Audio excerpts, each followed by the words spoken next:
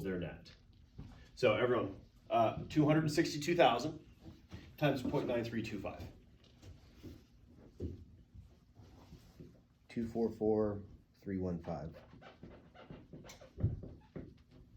Is that how you've been calculating it? Yeah. Okay. Now take 265 minus 10,000 times 0.9325.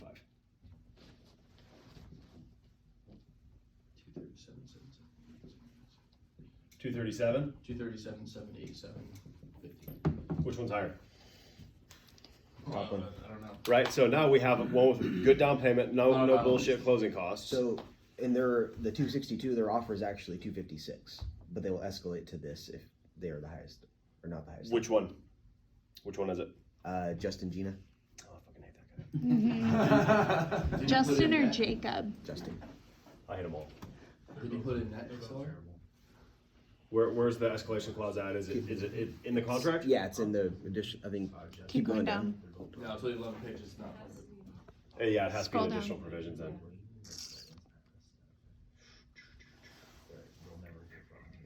You may have just blown past it. Nope. Nope. Okay, you didn't. I was looking at the closing costs.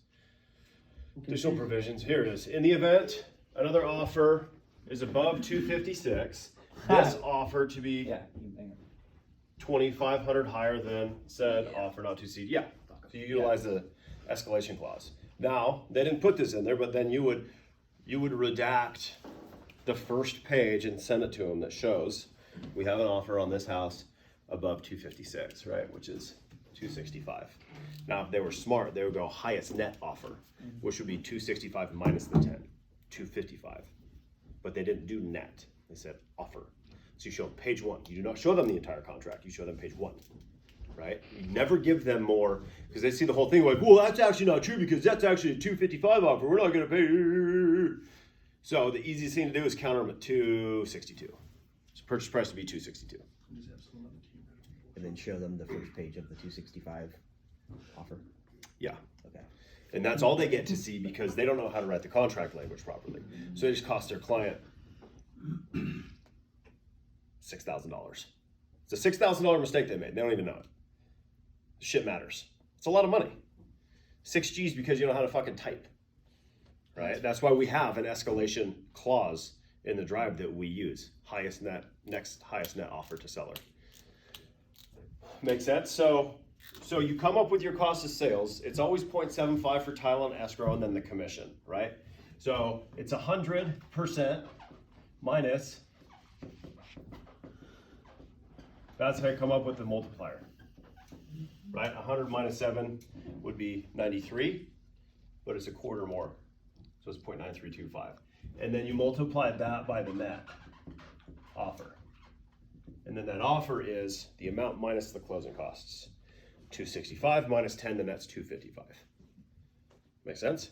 Because that's what the commissions are paid on. They're paid on the net. Because we also put that in the MLS, right? Seller will not pay commissions on concessions or credits or upgrades. Clear? This had appraisal come in $75,000 low. $75,000 low? New record for me. Wow. How much is the house? 650. It's Thomasville. Wow. Wow. That's amazing. Yeah. Praise the Lord. isn't it? Yep. Oh, weird. Just say fuck it. Just pay for a new appraisal. It's Taylor. Ashland. Oh fuck, it's VA. You can't. So FHA and VA are assigned case numbers. And once that case number is assigned to a house, that appraisal sticks to that house for 6 months. So you have an FHA buyer, you accept an FHA buyer on a house and it appraises at $300,000. You got it listed for $350,000. You cannot accept another FHA buyer for 6 months. Because that FHA buyer has to use that appraisal that's attached to the house. There's another reason we hate government loans in there at the bottom. They just fucking suck. So only if absolutely necessary do we even work with these people, right? When you're repping a seller. If you got a buyer, it is what it is, right? Because these people have zero down, 3.5% down. They don't have any money. And they need help with their closing costs.